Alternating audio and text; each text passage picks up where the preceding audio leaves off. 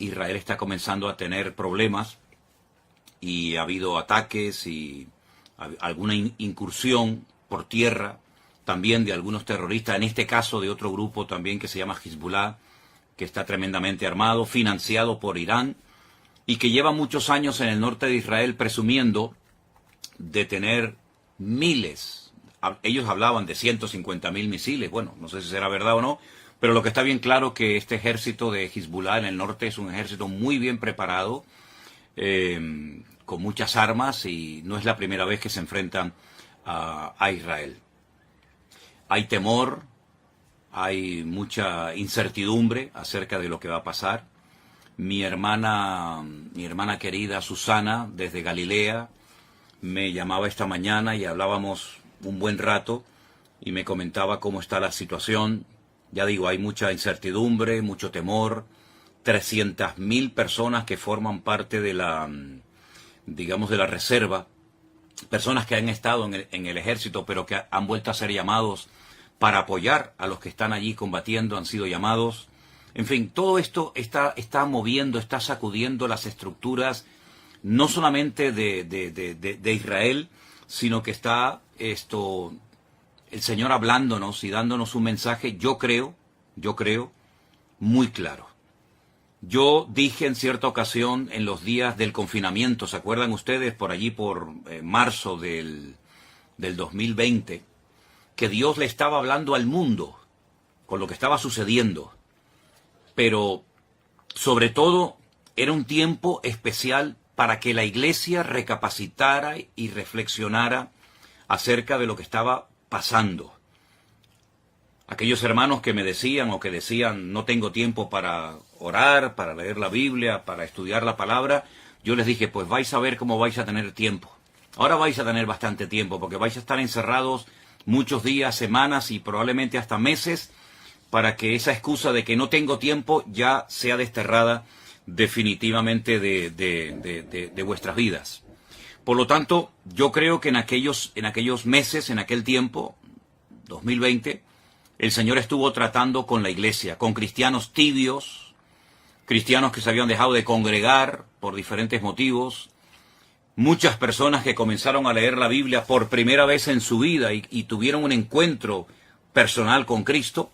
Y bueno, y de aquellos días, de aquella temporada, surgió lo que todos conocemos como la iglesia virtual, formada por centenares y centenares de hermanos de todas partes del mundo que se acercaron al Señor, gente que se entregó a Cristo en aquellos días, y nació la iglesia virtual, que hasta el día de hoy pues sigue siendo un instrumento tremendamente poderoso en las manos del Señor, y ahí surgieron iglesias y obreros y lugares de culto y tantas cosas que podríamos mencionar.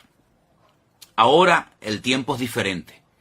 Ahora nosotros, por lo menos en esta parte del mundo, no estamos encerrados, pero sí están encerrados en sus hogares los habitantes de Israel, que no pueden salir a las calles, no pueden ir los chicos a estudiar a la escuela, no pueden las personas ir a trabajar a sus trabajos, porque el país está en guerra. Pero yo siempre también he dicho, y solamente lo recuerdo, que lo natural es un reflejo de lo espiritual. Repito, lo natural es un reflejo de lo espiritual. ¿Qué está pasando en lo natural? Cosas terribles. Hemos visto imágenes que nos han dejado a todos con los pelos de punta, y otras muchas que no hemos querido publicar. Y todo esto, la pregunta es, ¿Dios lo ha permitido, sí o no? ¿O es que aquí el diablo puede hacer lo que le da la gana, cuando le dé la gana y cuando quiera y donde quiera? Yo creo que el que controla la historia, el que quita y pone reyes, el que permite o impide cosas, es nuestro Dios. Y el diablo no puede hacer nada sin permiso de Dios. Siempre recuerden eso. El diablo no puede hacer nada sin permiso de Dios. ¿Se acuerdan cuando el endemoniado Gadareno, los demonios que habitaban en él, le pidieron permiso al Señor para entrar en aquella piara, en aquel hato de cerdo? ¿Se acuerdan ustedes? Bueno, pues ahí tienen un ejemplo. El diablo está sometido a Dios. Libro de Job, léanlo detenidamente, léanlo tranquilamente, y se van a dar cuenta que Satanás actuaba hasta donde el Señor le permitía actuar, porque el diablo no es un ser, digamos, autónomo, que puede hacer lo que le dé la gana, sin darle cuentas a nadie, ni muchísimo menos. El diablo es un ser que tiene que estar sometido a Dios, le guste o no, porque Dios es el que permite, el que impide, el que autoriza, el que abre o el que cierra. Y en esta ocasión, Dios ha permitido todo lo que ha sucedido. Claro, algunos dirán, bueno, pero yo no creo en eso. Es que, lo he dicho muchas veces, lo que usted crea o lo que usted opine no va a cambiar la esencia de Dios. Y Dios tiene todo el permiso y toda la autoridad para hacer lo que quiera y cuando quiera, cuantas veces le dé la gana, porque para eso es Dios. Y no está sujeto a leyes humanas ni a ningún tipo de limitaciones. Él es Dios soberano, Rey de toda la tierra es de Dios y su plenitud, y por lo tanto, cuando Él permite algo es porque es necesario que eso que sucede haya sucedido de esa manera. Cuando el hombre peca contra Dios, cuando el hombre pisotea la sangre de Cristo, cuando el hombre se mete contra el Evangelio, las consecuencias a corto y a largo plazo son terribles, terribles.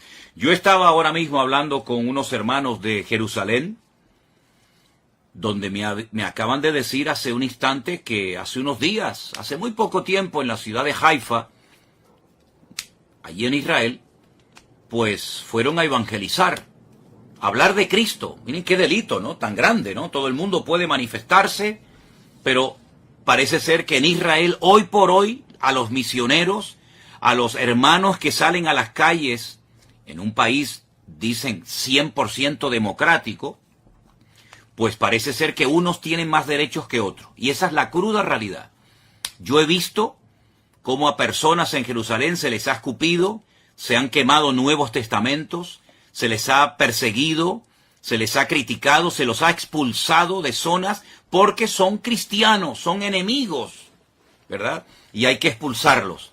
Pero luego, sin embargo, se hacen otras manifestaciones, otros colectivos totalmente antibíblicos, incluso algunos que hasta odian y oran en contra del Estado de Israel, se les permite salir con sus banderas, con sus pancartas y hacer todo tipo de manifestaciones en público, pero a los cristianos no. A los cristianos no se les permite evangelizar. Y si no, inténtelo, si no me cree, haga usted la prueba, coja mañana tratados, folletos, Biblias, Nuevo Testamento, váyase por ejemplo a Jerusalén y póngase donde usted quiera. A ver si usted tiene la libertad de repartir libremente. Ni se le ocurra porque la van a expulsar y le van a impedir y la policía se le va a tirar encima. Entonces, ¿de qué estamos hablando? ¿Del pueblo de Dios?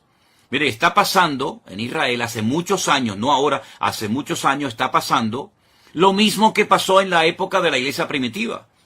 Que a los líderes religiosos no les gustaba que a los apóstoles predicaran de Cristo en las calles. Los encarcelaron, los torturaron. ¿Dónde mataron a Esteban? Yo pregunto, ¿dónde mataron a Esteban? ¿Y quién mató a Esteban? A Esteban no lo mataron gentiles. ¿Qué le hicieron a Esteban? ¿Quién estaba presente en la ejecución de Esteban? ¿No estaba por allí un jovencito, un tal Saulo de Tarso? ¿Saulo de Tarso de dónde era? ¿De Japón? ¿De Babilonia?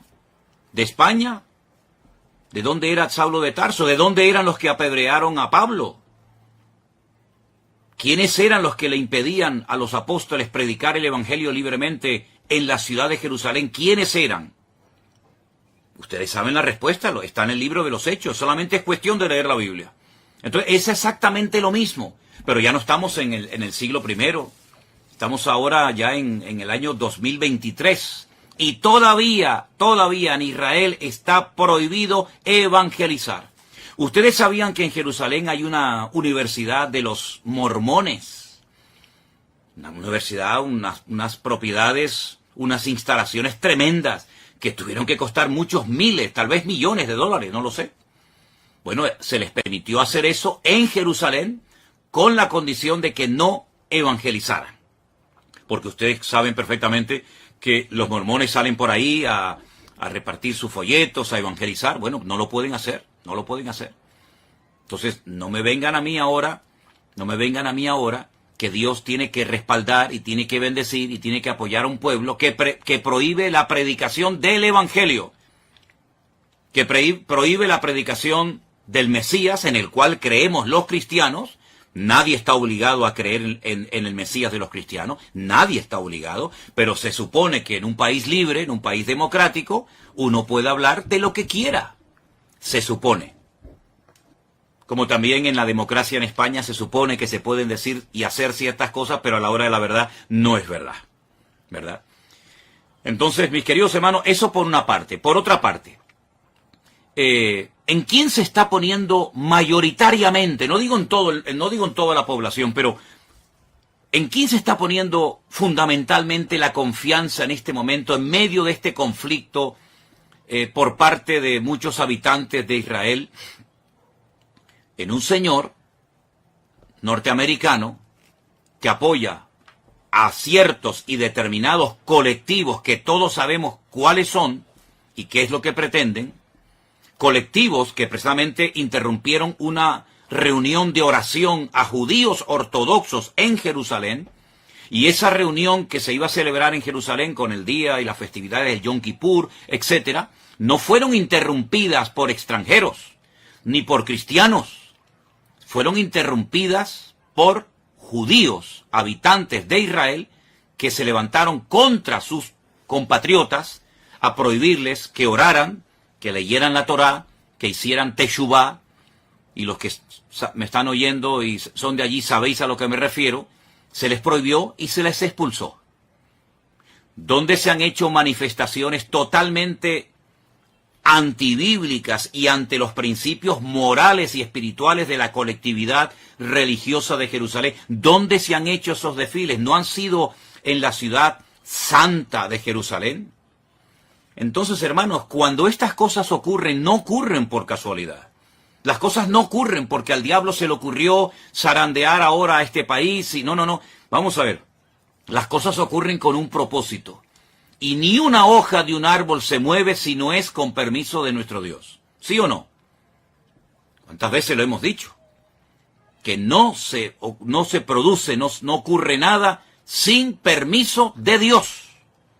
Y Dios ha permitido en este momento que se hiciera el ridículo y que la gente todavía, tanto en Israel como fuera de Israel, se estén preguntando, ¿pero qué ha pasado? ¿Qué ha pasado con el servicio de inteligencia tan poderoso que tiene Israel? ¿Qué ha pasado con los soldados? ¿Qué ha pasado? ¿Se han quedado dormidos? ¿Cómo es posible que más de 1000 terroristas se hayan infiltrado en territorio israelí y hayan hecho una masacre terrible que, aunque algunos políticos, incluida la vicepresidenta de nuestro país, de España, no ha querido condenar, y otros tantos políticos en su hipocresía y en su populismo, ¿verdad?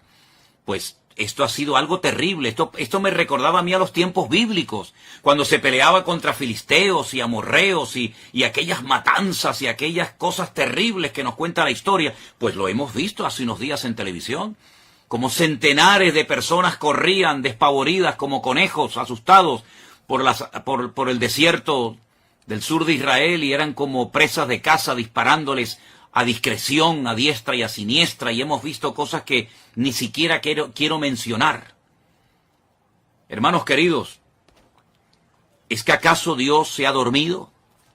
¿Es que acaso Dios se ha olvidado de su pueblo? ¿Es que acaso Dios ya no recuerda sus promesas y sus pactos? Claro que los recuerda. El problema no es que Dios se ha olvidado de su pueblo. El problema es que su pueblo se ha olvidado de su Dios. Esa es la realidad. Ahora bien, para los cristianos que dicen, bueno, este es un tiempo de prueba para Israel, que son el pueblo de Dios, yo quiero hacer un pequeño alto en el camino y preguntarles a todos ustedes, y veo que hay muchísima gente conectada, no sé exactamente de dónde, pero bueno, eso es ahora mismo lo menos importante. Yo les hago una pregunta. ¿Conocen ustedes ese versículo del Nuevo Testamento? No del Antiguo Testamento, del Nuevo Testamento que leen millones de cristianos todos los días, pastores, evangelistas, maestros, etcétera.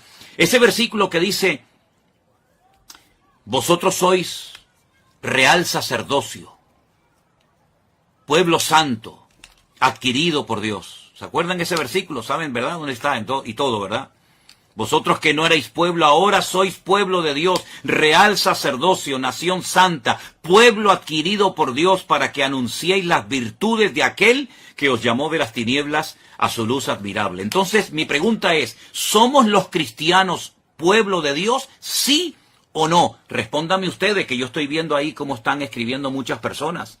¿Somos los cristianos, vuelvo a preguntar, ¿somos los cristianos pueblo de Dios o no somos pueblo de Dios? ¿O el único pueblo de Dios que existe sobre la faz de la tierra se llama Israel? Y nosotros, entonces, si no somos pueblo de Dios, ¿qué somos entonces, hermanos?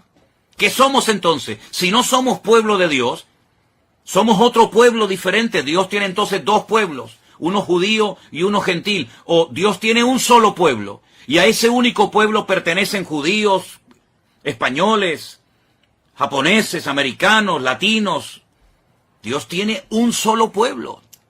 Entonces, si somos el pueblo de Dios, y yo creo que en eso, creo yo, no lo sé, estaremos la inmensa mayoría de creyentes de acuerdo. Si somos el pueblo de Dios, y veo que muchos están contestando, sí, pastor, sí, somos el pueblo, muy bien, pues entonces a todos los que están diciendo que sí somos el pueblo de Dios, y a los que no lo están contestando, pero saben que somos el pueblo de Dios, yo les quiero leer estos versículos. Y dicen así: si se humillare mi pueblo. Usted ha dicho que somos pueblo de Dios, lo acaban de escribir muchos de ustedes. Sí, amado pastor, somos el pueblo de Dios. Gracias, hermano. Si se humillare mi pueblo, sobre el cual es invocado mi nombre, y oraren, y buscaren mi rostro, y se convirtieren de sus malos caminos, entonces yo oiré desde los cielos y perdonaré sus pecados y sanaré su tierra. Vuelvo a hacer la pregunta de antes: ¿somos los cristianos hijos de Dios y pueblo de Dios, sí o no? Sí, ¿verdad? Pues entonces, ¿qué estamos esperando para, como pueblo de Dios, humillarnos, invocar su nombre, orar, buscar su rostro, convertirnos de nuestros malos caminos, dejarlos a un lado? ¿Qué estamos esperando, hermanos queridos? Sí, ya veo que saben el versículo dónde está y todo. Segunda de Crónicas 7:14, efectivamente, ese es, mi hermana Mónica. Segunda de Crónicas 7:14. Pues si somos el pueblo de Dios, seamos coherentes con lo que decimos. Porque es una incongruencia decir somos pueblo de Dios para lo que nos interesa. Y ahora que está viniendo la hora de prueba a todas las naciones de la tierra, decir no, eso ahora es para los judíos. Entonces, ¿en qué quedamos? ¿Somos o no somos el pueblo de Dios? No seamos hipócritas. No seamos fariseos. No seamos pueblo de Dios para las promesas y para los privilegios y para las bendiciones, y después resulta que no somos pueblo de Dios cuando viene la ira de Dios, cuando viene la justicia de Dios, etcétera, etcétera, etcétera. Hay un mensaje muy bonito que el Señor le da a una de las iglesias que son mencionadas en el libro del Apocalipsis. Y dice lo siguiente: yo conozco tus obras, he aquí que he puesto delante de ti una puerta abierta, la cual nadie puede cerrar, porque aunque tienes poca fuerza, has guardado mi palabra y no has negado mi nombre. ¿Qué le parece? Por cuanto has guardado la palabra de mi paciencia, yo te guardaré de la hora de la prueba que ha de venir sobre el mundo entero. Ahora les digo dónde estoy leyendo. Yo te guardaré de la hora de la prueba que ha de venir sobre el mundo entero para probar a los que moran sobre la tierra. ¿A quién van dirigidas esas palabras, hermanos? ¿Solamente a los judíos? No. Esas palabras las escribió el apóstol Juan porque el Señor Jesucristo, el que murió en la cruz y resucitó al tercer día, le dijo: escribe lo que has visto, lo que has oído, lo que es y lo que será, y envíalo a las 7 iglesias. Y este mensaje va dirigido a la iglesia de Filadelfia. Yo sé que en España la iglesia de Filadelfia son las iglesias de los hermanos gitanos. pero la iglesia de Filadelfia era una congregación que existía hace 2000 años en la zona de Turquía, de Asia Menor, y fueron palabras dirigidas por Cristo a una iglesia, a su pueblo. Apocalipsis capítulo 3, del versículo 7 en adelante. Yo te guardaré de la hora de la prueba que ha de venir sobre el mundo entero para probar a los que moran sobre la tierra. He aquí yo vengo pronto, retén lo que tienes para que ninguno tome tu corona. ¿Qué le parece? Somos el pueblo de Dios, ¿verdad? Muy bien. Pues entonces vamos a comenzar a poner en práctica Segunda de Crónicas 7:14. Vamos a comenzar a humillarnos. Vamos a dejarnos ya de perder el tiempo. Vamos a dejarnos de utilizar las redes sociales para tonterías. Y vamos a utilizar todos los recursos y medios habidos y por haber que el Señor ponga a nuestro alcance para predicar la palabra de Dios, la sana doctrina, lo que Cristo quiere que prediquemos. Y no perdamos el tiempo en aquellas cosas que no edifican y que no son de Dios. Pueblo de Dios es aquel hombre y aquella mujer, da igual si es judío, japonés, coreano, español o latino, da igual. Pueblo de Dios es todo aquel hombre y toda aquella mujer que ha sido, voy a utilizar un término bíblico, lavado, comprado, redimido por la sangre de Jesucristo. Esos son el pueblo de Dios. Dios no le va a pedir la nacionalidad o el pasaporte a nadie. Pueblo de Dios somos aquellos hombres y mujeres que hemos abrazado a Cristo, hemos creído en Él y lo hemos hecho nuestro Señor, nuestra cobertura y nuestra autoridad. Por eso cuando yo veo al pueblo de Israel casi rogándole, suplicándole al señor Biden, al señor de los Estados Unidos, que el pobrecito ya no sé ni cómo se puede mantener en pie. Por favor, ayúdennos, no nos abandonen, no nos dejen solos. Y vemos al señor Biden saliendo y diciendo, no les vamos a dejar solos, aquí estamos nosotros. Miren, escúchenme una cosa, si no claman ahora al Dios de Israel, los que viven allí, los que necesitan ver una manifestación poderosa del poder de Dios, si no claman a Dios, sino que se refugian y miran al tío Sam y miran a América, cuando termine esta guerra, que va a terminar, por supuesto, y que Dios la va a ganar, y que Dios la va a ganar, ¿quién se va a llevar la gloria? ¿Dios? ¿O los que ayudaron al pueblo de Israel? Porque que yo sepa, el señor Biden tiene de cristiano lo que yo tengo de obispo católico. Yo soy más obispo católico, hablando, bromeando, que el señor Biden de cristiano. El señor Biden de cristiano no tiene nada, nada, nada. Lo que apoya el señor Biden es antibíblico. Y ahora poner la confianza en el todopoderoso tío Sam, creyendo que ellos le van a salvar. Qué error histórico tan grande está volviendo a cometer, y con todo el dolor de mi alma tengo que decir, qué dolor tan grande me produce que el pueblo de Israel, el pueblo de la Biblia, el pueblo de las promesas, el pueblo de los apóstoles, el pueblo del Mesías verdadero, el pueblo de los profetas, tenga que mirar al hombre, cuando la palabra de Dios dice, maldito el hombre que confía en el hombre. Más bienaventurado el hombre que confía, o el pueblo que confía en el Señor Dios Todopoderoso. Miren, yo les voy a pedir a los que quieran un favor. Yo voy a pedirles que ustedes lean detenidamente el capítulo 14, el capítulo 15 y el capítulo 16 de Segunda de Crónicas. Repito, capítulo 14, capítulo 15 y capítulo 16 de Segunda de Crónicas. Lean detenidamente el reinado del rey Asa, hijo de Abías. Lean detenidamente, y parece que estamos leyendo el periódico de hoy. Yo voy a hablar, Dios mediante, el domingo, en el culto que vamos a retransmitir por la tarde desde nuestra iglesia aquí en Santa Cruz de Tenerife. Voy a hablar de estos capítulos y de este personaje, porque se vuelve otra vez a repetir la historia. Mira, cuando un creyente pastor, profeta, evangelista, me da igual, porque usted sabe que hoy en día hay algunos en el ministerio que si no dicen lo que son, el doctor, el apóstol, como que se sienten mal, porque su identidad no se la da Cristo, su identidad se la da el cargo, su identidad se la da lo que hacen. Soy el presidente de la denominación tal, soy el director. Bueno, ustedes saben que siempre hay este tipo de personas. Mire, si esas personas con cargos, con autoridad, confían más en el poder de su denominación, o tienen más confianza en su economía, en su patrimonio, que en Dios, están totalmente perdidos. Están totalmente ciegos. Y mucha parte del pueblo de Dios, y ya les he dicho quién es el pueblo de Dios, y si no, dele para atrás cuando termine esta intervención que estoy haciendo en esta tarde, cuando usted se pregunta en quién estoy poniendo mi confianza, pues, ¿en quién? Es quién estamos poniendo nuestra confianza. ¿En Dios? ¿En su palabra? ¿En sus promesas? ¿En los hombres?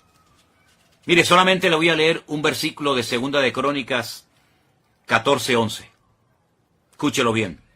Oh Señor, para ti no hay diferencia. No hay diferencia alguna en dar ayuda al poderoso o al que no tiene fuerzas. Ayúdanos, oh Señor Dios nuestro, porque en ti nos apoyamos y en tu nombre venimos contra este ejército. Oh eterno Dios, tú eres nuestro Dios, que no prevalezca contra ti el hombre.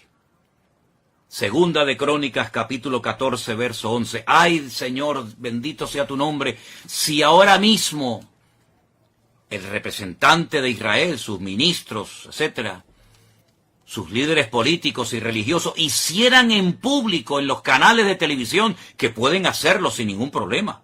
Ahora mismo llaman a los distintos canales de televisión, mensaje nacional, proclamación de ayuno y de oración. Y voy a hacer la oración bíblica que hizo el rey Asa en un momento de su vida, antes de que se torciera. Oh Señor, para ti no hay diferencia alguna en dar ayuda al poderoso o al que no tiene fuerza. Ayúdanos, Señor Dios nuestro, porque en ti nos apoyamos. Hoy no puede decir eso Israel. Hoy no lo puede decir. No se están apoyando en el Dios de Israel. Se están apoyando en otras cosas, en otras personas. Maldito el hombre que confía en el hombre.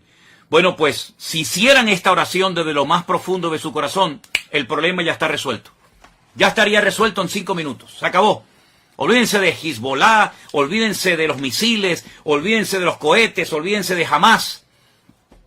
Todo estaría solucionado en 5 minutos. Si el pueblo de Dios se humillara e hiciera, por ejemplo, esta oración, y que añadiera lo que quisiera, pero que por lo menos hiciera desde lo más profundo del corazón, en un genuino arrepentimiento, hiciera esta oración, el problema en este momento, allí en Oriente Medio, en Israel, ya estaría solucionado. Las 300.000